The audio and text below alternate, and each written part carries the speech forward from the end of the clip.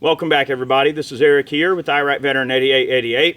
All right, we've got an awesome hunting video for you. We are here literally on the last day of deer season, and we've just wrapped up a fantastic season, and we've got some awesome footage of these Texans here delivering the goods on some whitetail deer, and I'm here with my good friend Rick Ward. Rick, what's up, dude? Man, it's good to be back in the woods. It's been too long. Yeah. A lot of obstacles in life have gotten in the way.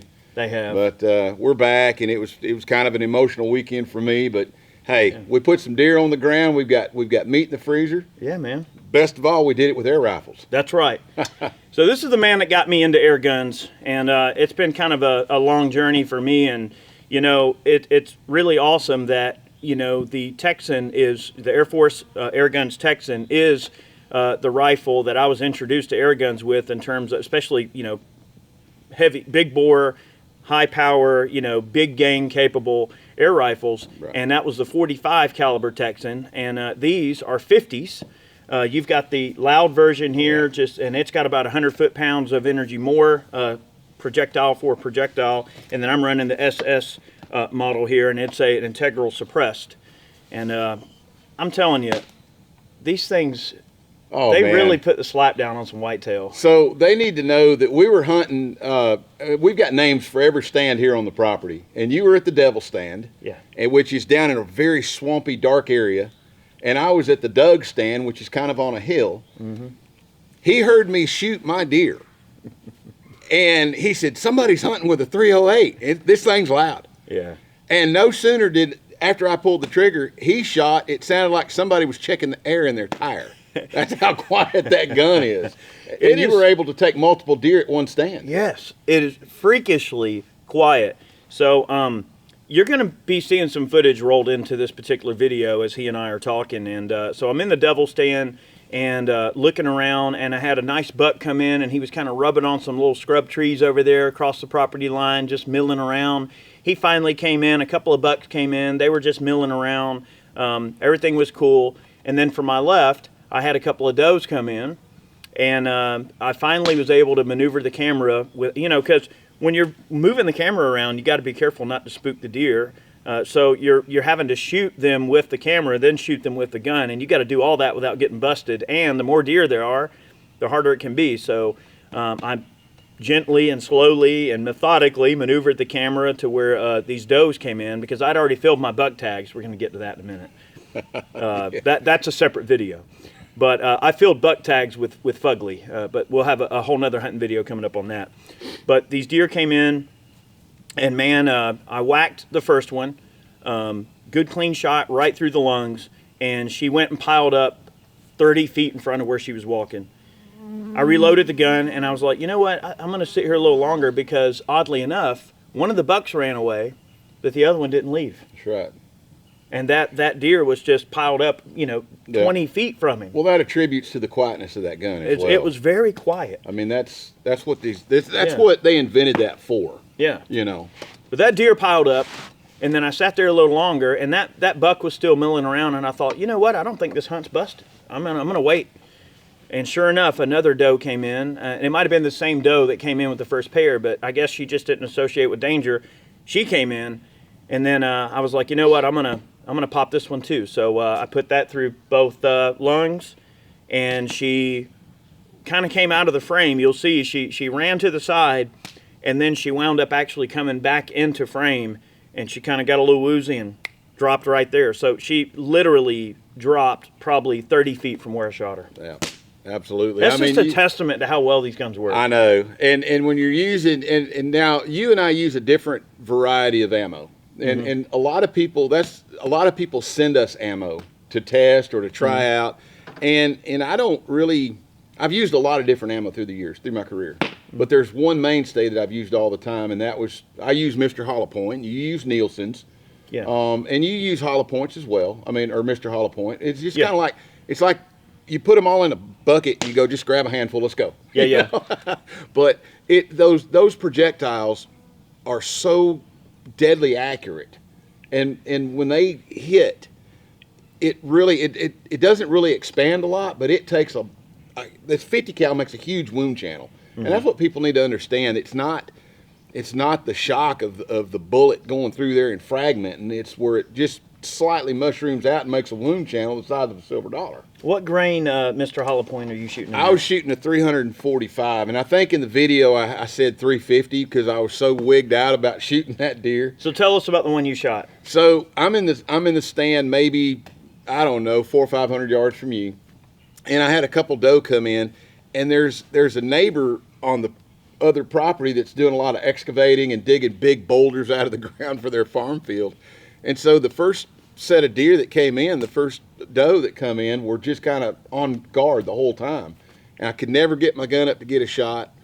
Well, the next one comes in. Try maneuvering this long sucker. I know, well, yeah, I know. Let's compare the length. And yeah, a little bit. Well, yeah, you got extra silencer on there, or suppressor. But so anyhow, this deer, she comes in, she walks broadside in, never looks up. I framed the camera up the best I could, and I stick this gun out the window. I watch her for a minute. When I squeeze the trigger, I'm telling you, y'all see the footage. She jumped 6 foot in the air, and she didn't do the kick like you see them kick up. She didn't kick up like that. She buckled and was dead on her feet. I mean, the minute I hit her, you could almost see the impact where her body just kind of cavitates a little bit as she runs. She ran no more than 15 yards away from me. Yeah. And I listened to her the whole time, and she piled up. And it was just the gun, when you take a shot like that and you make it count, she hit the ground, and it was lights out. There was no kicking, flopping, or nothing. I mean, she was done for. I'm shooting a 350 grain Nielsen in this gun, but I have run the Mr. Hollow Points, and that's an exceptional bullet. Absolutely. And honestly, I think when I compare your shot to my shot, I really do want to try to get, next year, maybe try to shoot some more animals using the Mr. Hollow Point. Right. Because it's probably better hunting bullet. Well, there's a difference. And I'd say there's a difference. I think there's a difference in reaction to a swedged bullet versus a hand-casted bullet. And you hand-cast, I mean, you're famous for hand-casting all kinds of odd bullets, so you understand that concept. Yeah. When you run the lead, you take a bullet, you make it, and then you swedge it and make it to a certain size. I think the dyes get worn after a while, and I don't know. I'm not saying that they're not consistent, because I've shot Nielsen's on and off for different things. Yeah. But I've just always had the best luck, and it's no different than somebody fishing with their favorite purple worm or black worm. That's it.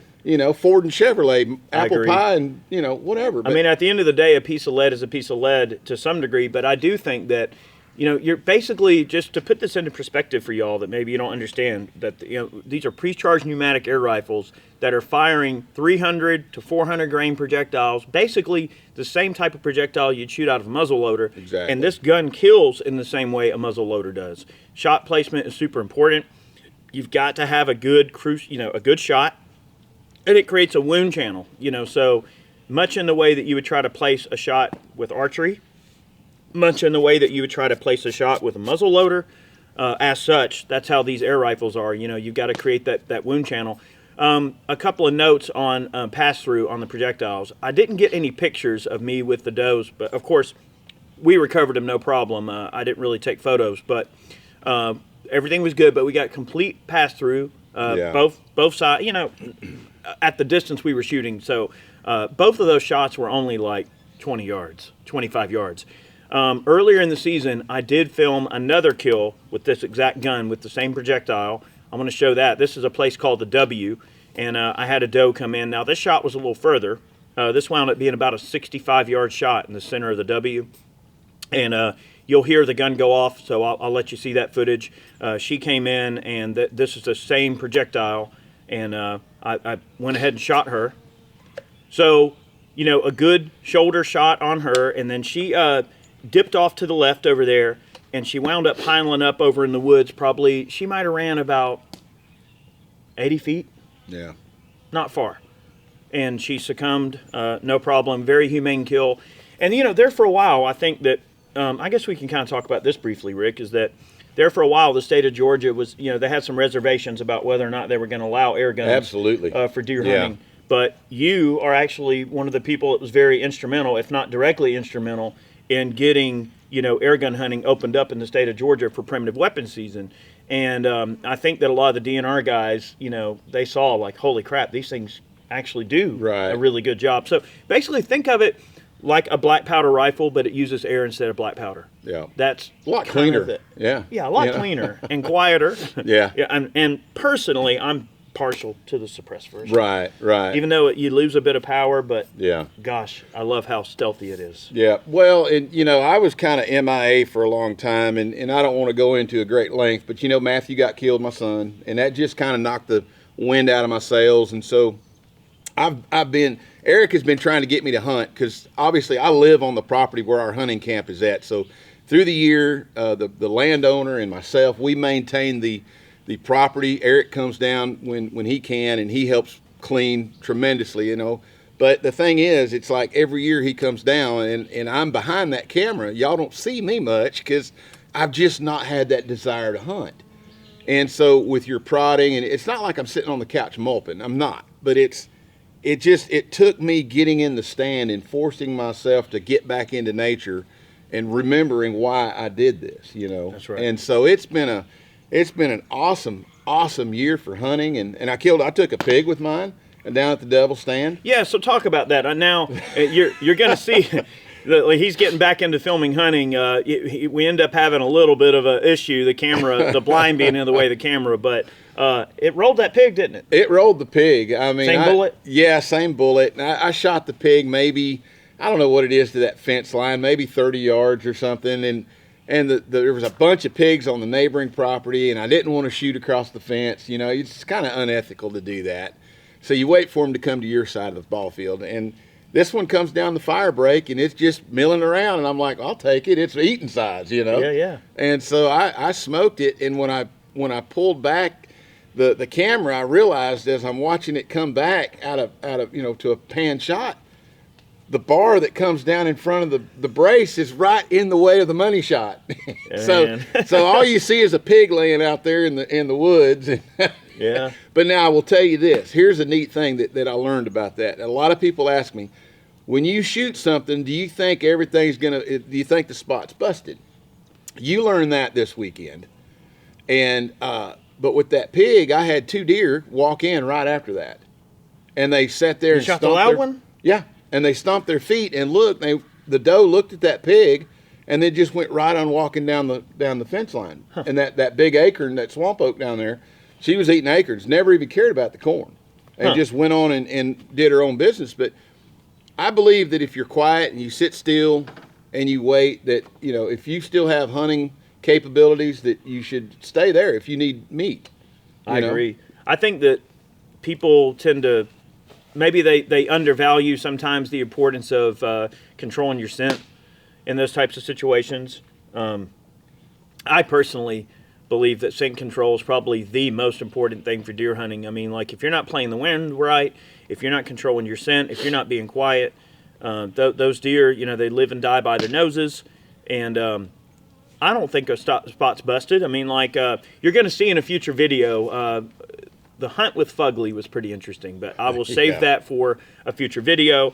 But I was running suppressed with my rifle the other day, my little 10.5-inch SBR, and the same type of situation where you fire a shot and you go, you know what, I don't think I'm going to get out of the stand. I think I need to hang out. And sure enough, absolutely, I was able to run in a big buck. Now, you'll see that on another video. But I'm very impressed at the power of these guns, the capability of these guns, the accuracy of these guns. They're fantastic, and the 50 is definitely my new favorite Texan. I mean, I've always liked the 45 because there's a lot of projectiles that you can get, and there's a ton of bullet molds in 45. 50 is a little bit more specialized of a bullet mold. I'm the kind of guy, I do like to cast my own projectiles. Right. I didn't have time to cast some this year. If you are interested in casting your own projectiles and messing around with some of your own projectile designs, I recommend the guy, his name's Charles over at Accurate Molds, and he has a whole list of custom molds that customers have ordered before. So if you're interested in pouring your own, you can get on there and see what other customers have made over the years, and you'd be surprised. There's some really great projectile designs, and the molds are not what I would say cheap or anything, but fast turnaround and very good quality. So that's what I use. Anytime that I want to experiment with a special projectile design, I'll call up Charles and order an Accurate.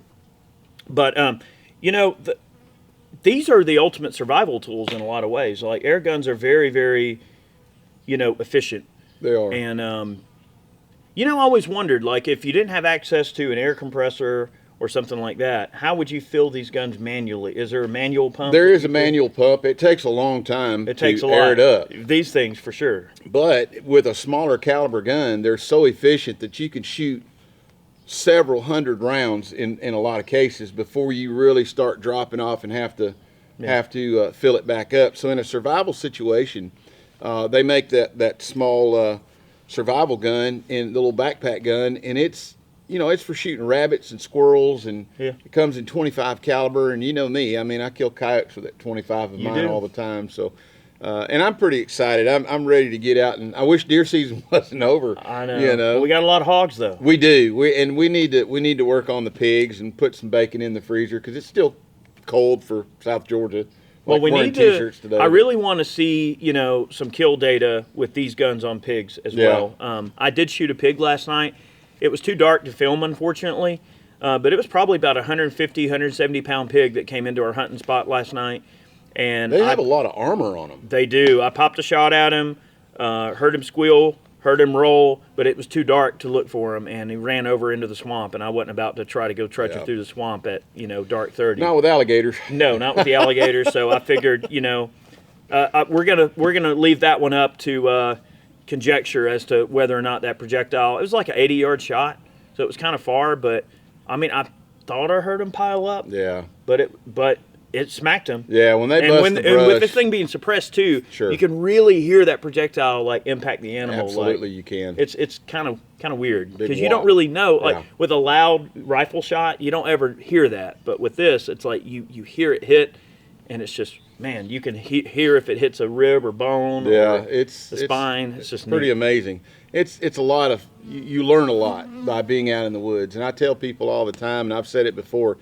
The way to learn is to get off the couch and go out and experience the outdoors. It's not about the kill so much as it is being outdoors and enjoying nature, because you learn a lot about nature just sitting in a deer stand. That's it. And observing deer behavior. Absolutely. I mean, like, a lot of people will shoot the first thing that comes in instead of like watching them for a while. I mean, just because a doe pops into a field or something and you've still got an hour and a half before dark, or you're only an hour into your sit in the morning after the sun's come up, I always wait a while. If and always go by like the way the deer are behaving. Yeah. Like the way those bucks, when I was on the devil stand the other night and I shot those two does, the way those bucks were acting, they weren't upset. They weren't like acting all skittish and weird. They were acting confident. I mean, like, you can look at an animal and tell if his actions are confident or if they're reserved. Yeah. Right. And I could tell that they weren't stressed out. So I figure, what better decoy than to have actual deer standing out there? So if the deer you want isn't there, wait a while. Maybe something will pop out that might have some size to it if you're hunting for, a decent rack, or if you're looking for a bigger doe or whatever. Well, if people knew how many deer we let walk by the stand and never squeeze the trigger. I mean, we're allotted 12 deer a year in the state of Georgia. And, we let a lot of deer walk by. Now, given what we do on this property, we manage the animals. Now, we put a lot of money into feeding and trying to grow racks, and it's not about so much as the horns that we're hunting. We take out some of the weird racks that are 5-6 years old that are never going to mature into anything.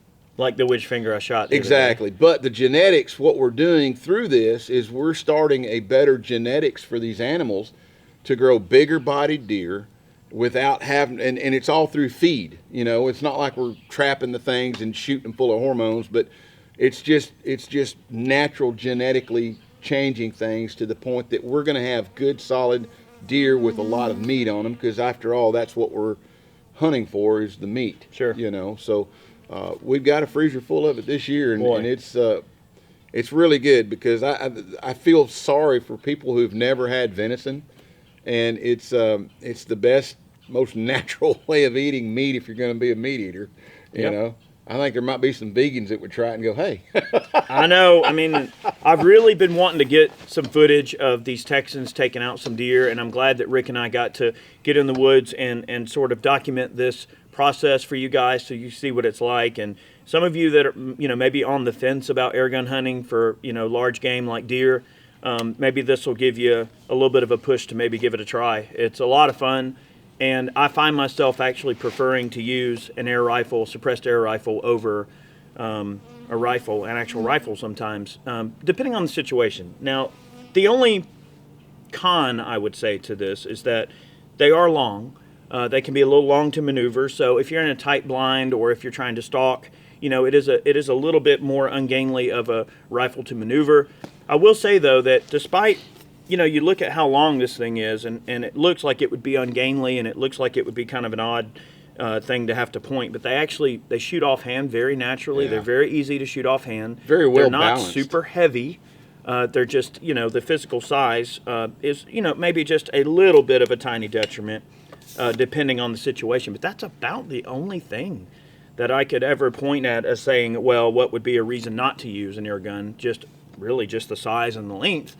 But the power, the precision, the performance of these guns is definitely high on my list, and I think they're fantastic. And man, I've really enjoyed this deer season. Man, I have too. I'm grateful for you coming down, and it was kind of funny because I don't know that our paths would have ever crossed if it hadn't been for air guns. And we've been associated with one another on a business basis and a friendship thing for probably the last 10 or 12 years, because the 457 is what kind of introduced you and I together on that very first video, and it just brought you down to my world. You brought me up to yours, and it's just been it's been a peanut butter and jelly type friendship. It's great. Tell me about it. We have a good time, and I really have enjoyed it.